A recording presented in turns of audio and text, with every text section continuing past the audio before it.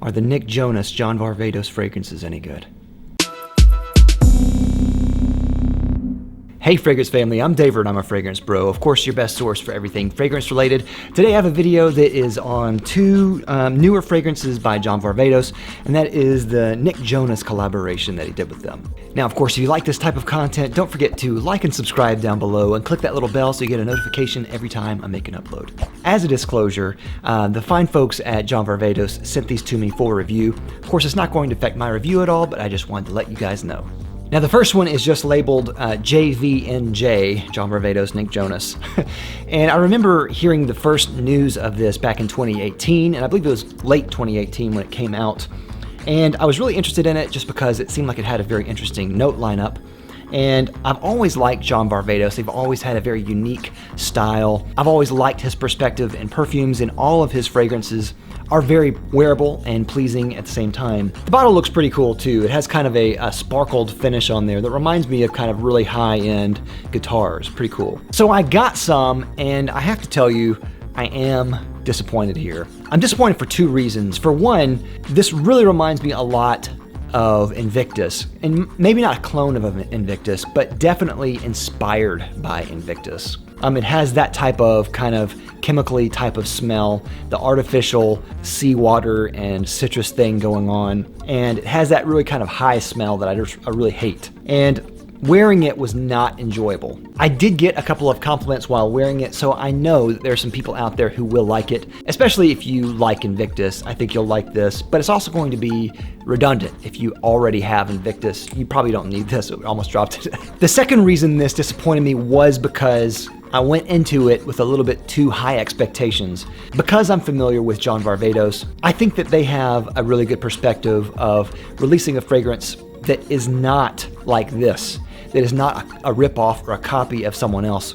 They usually do something that is a little bit more unique and still very wearable and still in that kind of mainstream realm. This is not that. It's just a kind of rip-off of Invictus. Now I'll have a list of all the ingredients of this fragrance. I don't get a lot of the ingredients here. I get definitely the seawater and citrus thing going on, and that's maybe it. It's really just kind of a jumbled mess of notes. And I really hate to say that about this fragrance because I wanted it to be good, but I probably should have known better. Seeing seawater in there, that usually does not make a good fragrance. As it dries down, it loses kind of that chemically property, but it's still not good. It still is bad in other ways. It just smells rough and jumbled together, much like Invictus does. So the original Nick Jonas fragrance, I cannot recommend this one. So then they came out with a flanker of it, which was the JVxNJ Crimson. The bottle for this looks really cool as well, very similar except it's crimson. I think there's a little bit of sparkle in there, but not as much as the original one, but I always like the sparkle when I can have it. When I saw the notes to this one, I was also really excited about it because it has a really interesting note lineup. Some of them are saffron and coffee and apple. I thought that was a really interesting note list, and so I definitely wanted to try this one. And I tried it on my skin.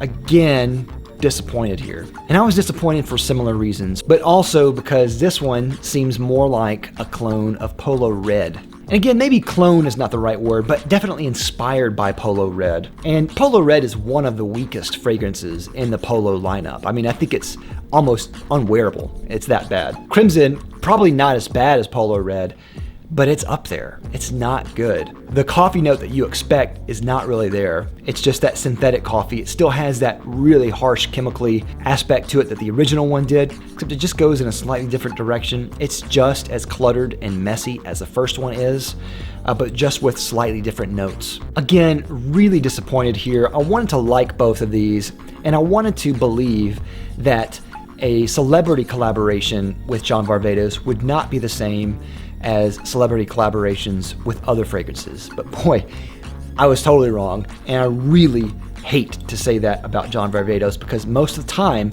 they're above the fray with their fragrances, but not with these.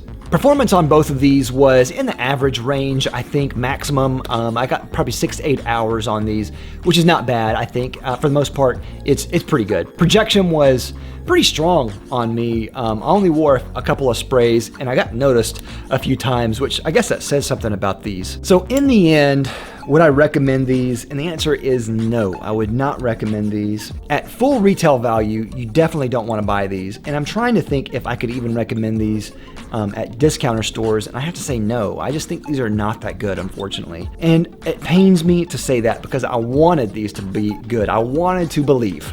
Unfortunately, that's the way it goes sometimes, but let me know. What do you think of the Nick Jonas fragrances? Do you like them, love them, hate them? Let me know down in the comments. I'd love to hear your thoughts. And of course, as always, don't forget to like, comment, and subscribe down below. I love you for it. I'll see you next time. I'm Dave with the Fragrance Bros.